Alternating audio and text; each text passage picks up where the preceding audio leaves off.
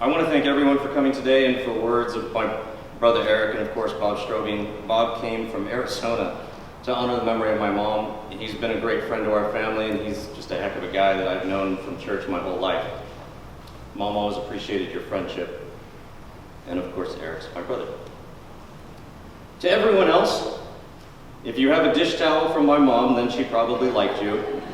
And you were probably pretty close at one point or another. Personally, I have 432 dish towels from my mom. Not that it's a contest or anything. For those of you that don't understand what happened to the timeline of the last 2 months, I don't know that I can give you much clarity or closure in the area of my mom's health, except to say that she had an infection that she could not fight off even with lots of antibiotics. However, the question I've been trying to answer for myself for these last 2 months is, what do you do when you lose your biggest advocate? For those of you that know my relationship with my mom, you know it to be a little bit, shall we say, biased. Maybe that's being generous. My friends closest to me have often remarked that they've never seen someone so supportive of her children as my brother just illustrated. It didn't how much I absolutely knew I screwed up or how much I was in the wrong. Little ever seemed to be my fault in the eyes of my mother. Mom, I did something really bad at work. I think I really screwed up. People are so sensitive these days. They should know what you meant. Really? Okay, maybe you're right. If you get told all the time that nothing could possibly be your fault, it could turn you into someone very irresponsible, but somehow my mom always made her perception of me as a lot to live up to instead. Her constant reassurance just made me feel like I should be above reproach. I think part of it was that when it came to her no-nonsense, no-excuse approach to life and parenting, she had very high standards for anyone that she felt could do more. She pushed in the right places, and for reasons I can't wholly explain, I listened.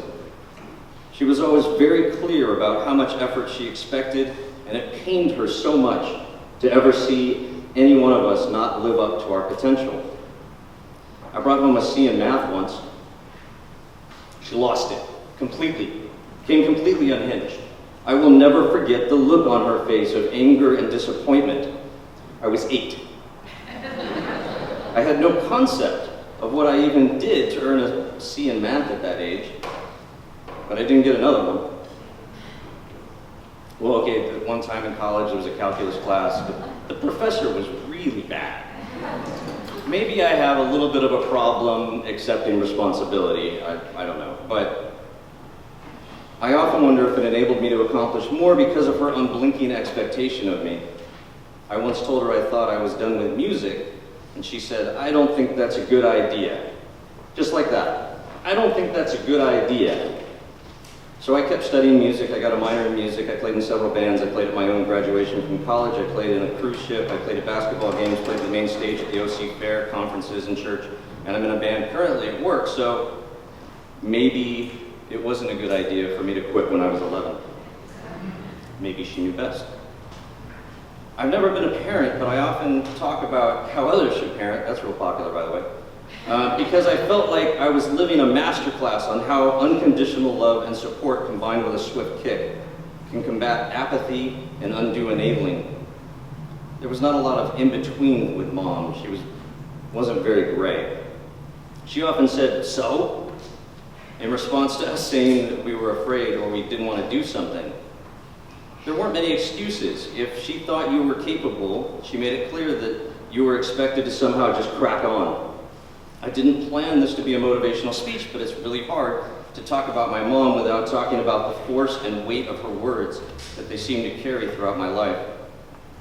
I tried to give her the same encouragement and support 1 week before she died. I told her that if she was going to get better, she was going to have to stay in bed and sit still. She was going to have to keep fighting a little bit longer. She was going to have to let the medicine work.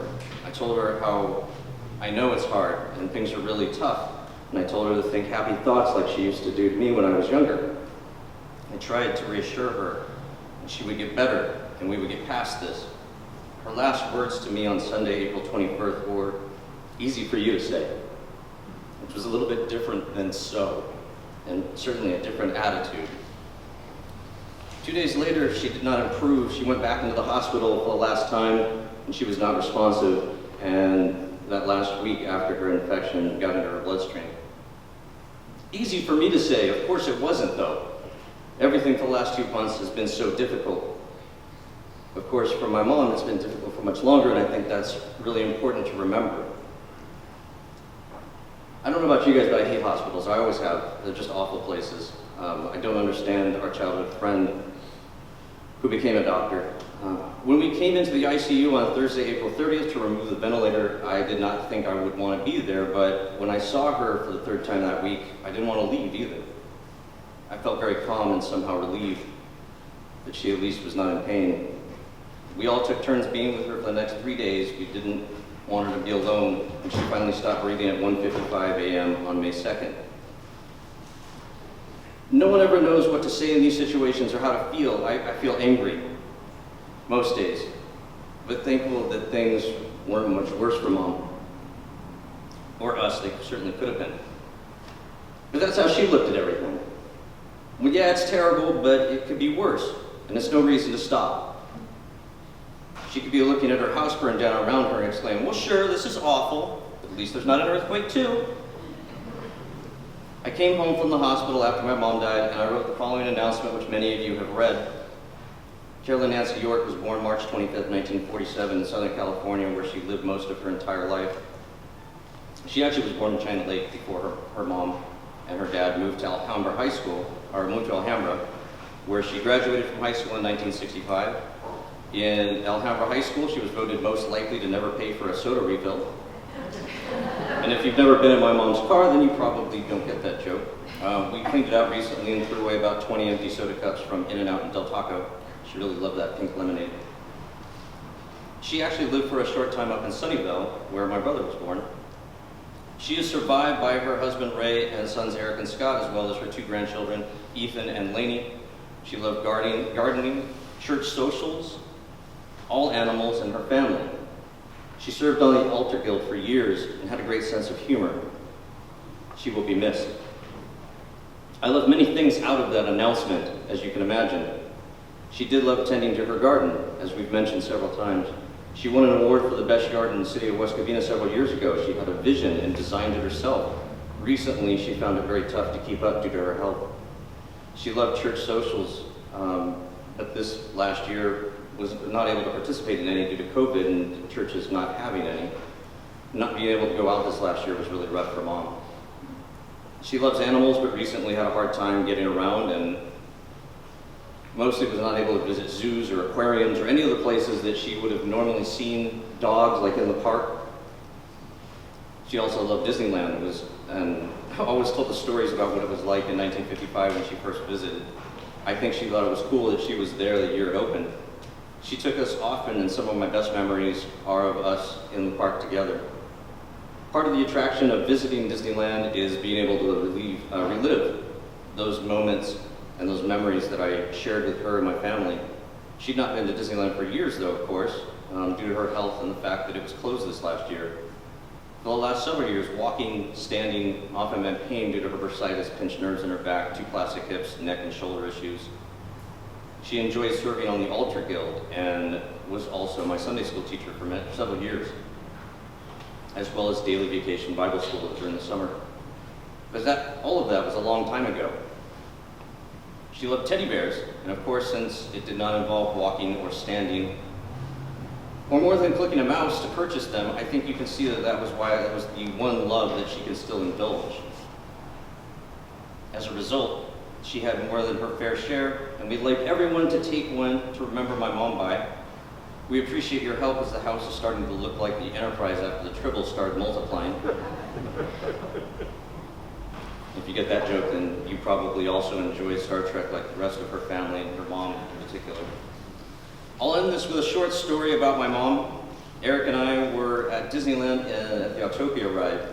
I must have been about 6, which made him about 7 or 8.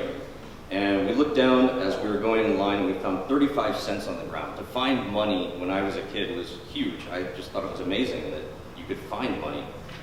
We couldn't believe it. Couldn't believe it. She said, "Oh great, now we can get those pirate pistols that you were looking at earlier." She added some money to that because even in 1980 or whenever this was, 2 pirate cap guns cost more than 35 cents, but she never told us that. For years, I thought we really found enough money to purchase 2 cap guns, which in itself is sort of a magical thing. It was so exciting. It was, I don't know, kind of magical the whole day. And also, well, now I think about it, it probably explains why I got that C in math the next year. Just realized that explains a lot. Mathematics, C, literally does not understand the value of a dollar. I could go on with stories about pivotal moments in my life, from my mom running behind me in my first big wheel race when I was 5, to how she found Laney's goggles at the lake when no one else could. The water's very murky.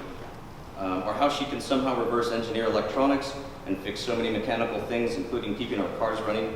How she could do a spot-on impression of a turkey, which always made us laugh. And her skill at impersonating a cat that actually enabled her to get one out from underneath the house. She was mechanical, logical, a problem solver, a protector, but mostly a teacher. It's no wonder to me that I ended up choosing to be a teacher when I think of all she taught me. Which brings me back to my original question. What do you do when you lose your biggest advocate? And I think the answer that I've been realizing this last month is you find support in friends and family members, especially my brother and my father, who I love so much. You realize that you, of course, don't need someone to be that biased towards you, because you already know who you are. But what you can't do is let fear and anxiety or the loss of a family member prevent you from moving forward and doing everything that you want to do in this world, because that's what Mom was about. She did everything that she wanted to do. She never let anything keep her from doing what she wanted, and she led a very happy life that way. We're going to finish the service today with a reception on the patio, and I hope you guys will join us for Mom's last church social.